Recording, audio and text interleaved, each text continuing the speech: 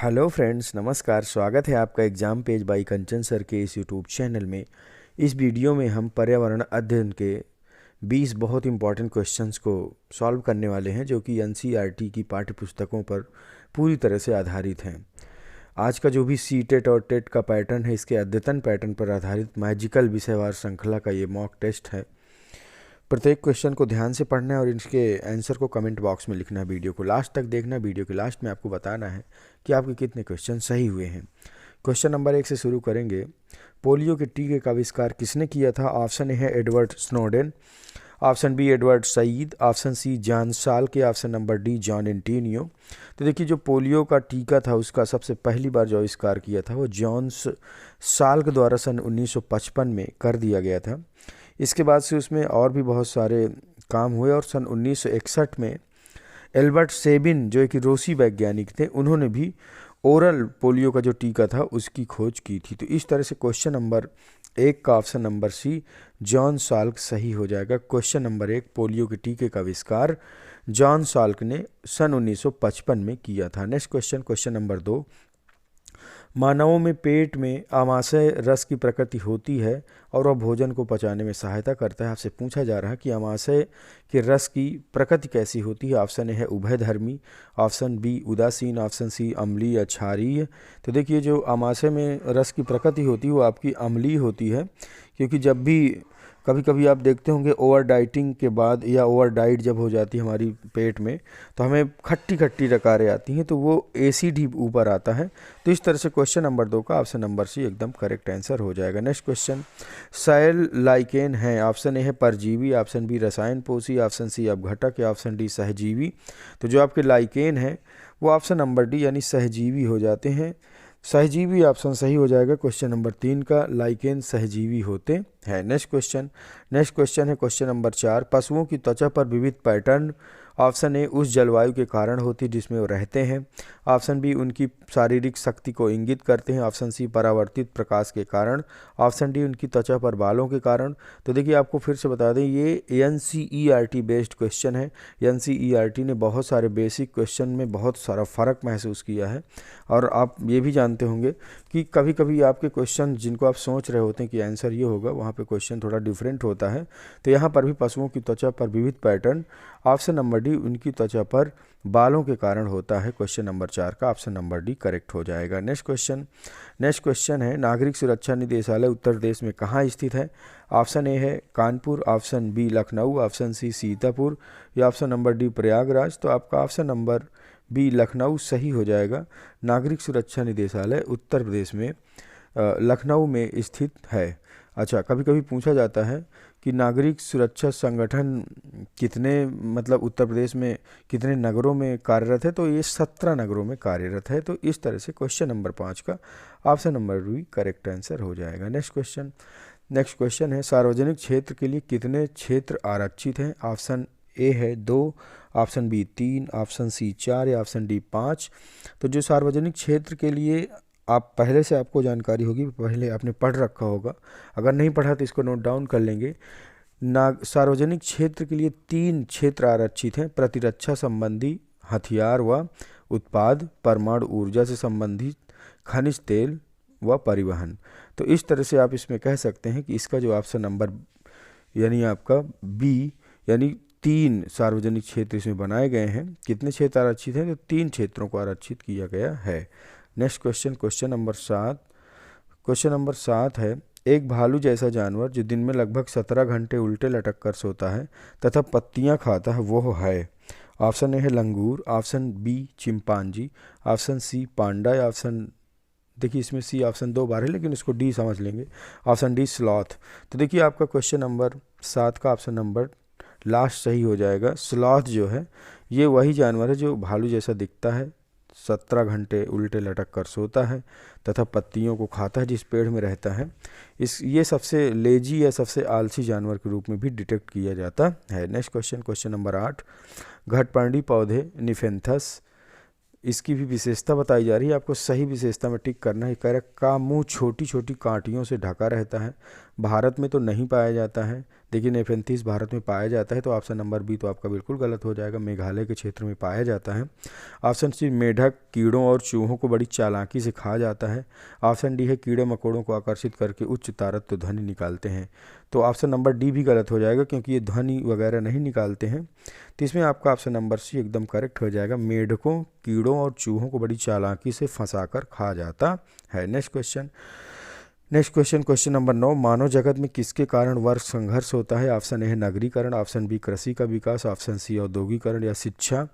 तो देखिए जो आपका वर्ग संघर्ष होता है वो औद्योगिकरण के कारण होता है, क्योंकि औद्योगिकरण हो जाता है जब इंडस्ट्रियलाइजेशन, तो मानव के विकास की दर थोड़ा तेज हो जाती है और इसी के कारण वर्ग संघर्ष होता है। जैसे ज़मीनों की कमी पड़ेगी, ठीक है, जब औद्योगिकरण होगा तो लोगों के पास बहुत सारा पैसा आएगा और वो अपने विकास को जब आगे करेंगे तो विकास के क्षेत्र में वर्ग संघर्ष की स्थिति उत्पन्न हो जाती है। नेक्स्ट क्वेश्चन, क्वेश्चन नंबर 10, सर्वदाता रुधिर वर्ग किसे कहते हैं? ये क्वेश्चन सभी को पता होगा, इसका आंसर आपको कमेंट बॉक्स में देना है।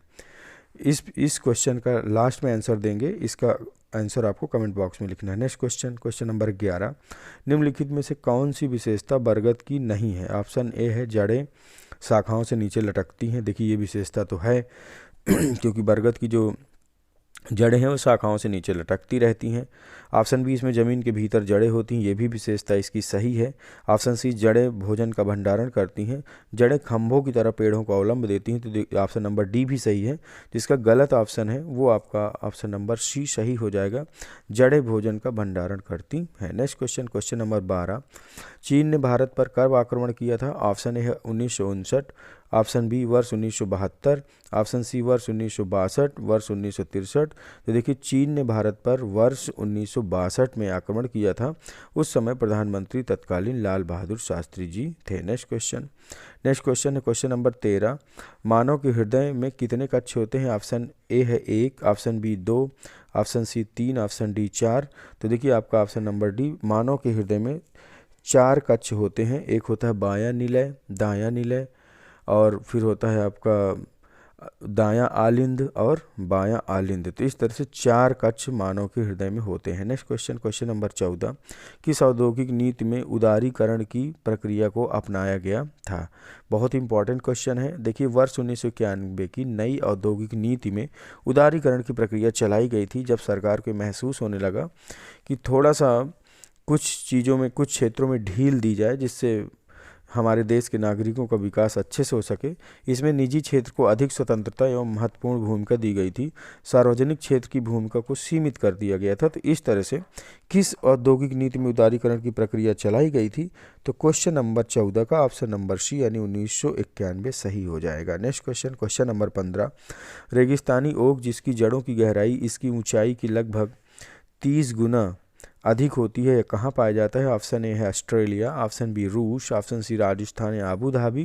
तो देखिए ये जो ओक का पेड़ होता है ये ऑस्ट्रेलिया में पाया जाता है। ये बहुत ही ट्रेंडिंग क्वेश्चन है, हमेशा हर पेपर में लगभग मिल रहा, क्योंकि इसकी सबसे खास बात यह है कि जितनी इसकी ऊंचाई होती है उससे 30 गुना तक इसकी जड़ें ज़मीन की गहराई में चली जाती हैं, जब तक कि पानी इनको नहीं मिल जाता है। तो इस तरह से इस क्वेश्चन का, क्वेश्चन नंबर 15 का ऑप्शन नंबर ए यानी ऑस्ट्रेलिया सही हो जाएगा। अगर आपसे पूछा जाता है कि रेगिस्तानी ओक कहाँ पाया जाता है तो ऑस्ट्रेलिया के मरुस्थलों में पाया जाता है। नेक्स्ट क्वेश्चन, प्रधानमंत्री जन धन योजना की शुरुआत कब की गई थी? ऑप्शन ए है 15 अगस्त 1900 में, ऑप्शन बी 28 अगस्त 2014, ऑप्शन सी 26 जनवरी 2014 या ऑप्शन नंबर डी 2 अक्टूबर 2014। तो इसका जो सही आंसर हो जाएगा ऑप्शन नंबर बी 28 अगस्त 2014 को माननीय प्रधानमंत्री नरेंद्र मोदी के द्वारा जन धन योजना को वित्तीय समावेशन के लिए एक राष्ट्रीय मिशन के रूप में शुरू किया गया था। तो क्वेश्चन नंबर 16 का ऑप्शन नंबर बी 28 अगस्त 2014 सही हो जाएगा। नेक्स्ट क्वेश्चन, मुद्रा संकुचन के क्या कारण है? ऑप्शन ए बैंक दर ऊंची करना, ऑप्शन बी भारी कर लगाना, ऑप्शन सी जनता से ऋण लेना या फिर ऑप्शन नंबर डी उपयुक्त सभी। तो देखिए मुद्रा जो संकुचन है उसके प्रमुख कारण ही यही है, जैसे बैंक दर ऊंची कर देना, ठीक है। भारी कर लगा देना, जनता से ऋण लेना और जो चलन की मुद्रा है उसको कम कर देना, तो ये सभी ऑप्शन सही हो जाएंगे। अच्छा, कभी कभी पूछा जाता है मुद्रा अपस्फीति या मुद्रा संकुचन की विपरीत स्थिति क्या होती है, तो मुद्रा अपस्फीति जो है मुद्रा संकुचन की विपरीत स्थिति होती है। मुद्रा संकुचन कभी कभी पूछा जाता है कौन सी दशा है, तो जिसमें मांग पूर्ति की अपेक्षा मुद्रा की साख गिर जाती है, यानी जिसमें पैसा कमज़ोर हो जाता है और जिसके कारण वस्तुओं के मूल्य में कमी आ जाती है, तो इसी को मुद्रा संकुचन कहा जाता है। क्वेश्चन नंबर 17 का ऑप्शन नंबर डी यानी उपयुक्त सभी सही हो जाएगा। नेक्स्ट क्वेश्चन, क्वेश्चन नंबर 18, पंखुड़ियों के अंदर फूल के बीच में कुछ पतली पाउडर जैसी रचनाएं दिखाई दी जाती हैं। कह रहा है ये कौन है, पराग कोश है, पराग है, मूलांकुर है, वर्तिकाग्र है, तो इस क्वेश्चन का आंसर सभी को पता होगा, ये जो है पराग होते हैं। क्वेश्चन नंबर 18 का जो ऑप्शन नंबर बी आपका पराग कण सही हो जाएगा। देखिए एनसीईआरटी बेस्ड क्वेश्चन है, कुछ क्वेश्चंस बहुत ही आसान है, लेकिन जब इनके ऑप्शंस पे आप जाएंगे तो आपको टिक करने में थोड़ा सा मुश्किल होगी। इस तरह के प्रैक्टिस सेट जब आप लगातार सॉल्व करेंगे तो आपके क्वेश्चंस का जो सही क्वेश्चन का स्कोर है वो हमेशा बढ़ता चला जाएगा। क्वेश्चन नंबर 19 है, किस जानवर की सुनने की शक्ति इतनी तीक्ष्ण होती है कि वो पत्तों के हिलने और घास पर किसी जानवर के चलने की ध्वनि में अंतर कर सकता है। आपको ऑप्शन के अकॉर्डिंग आंसर देना है। ऑप्शन ए है कुत्ता, ऑप्शन बी बाघ, ऑप्शन सी गिद्ध है, ऑप्शन डी भालू। तो देखिए इसमें आपका बाघ सही हो जाएगा।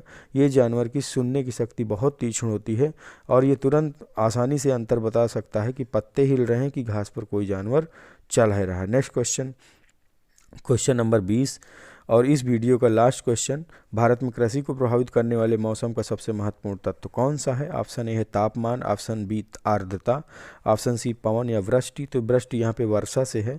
तो देखिए जो हमारे भारत में ये मानसून यानी वर्षा ही सबसे ज़्यादा प्रभावित करती है। तो इस तरह से क्वेश्चन नंबर 20 का ऑप्शन नंबर डी एकदम करेक्ट हो जाएगा। वीडियो प्रैक्टिस सेट आपको कैसा लगा, वीडियो को लाइक करेंगे।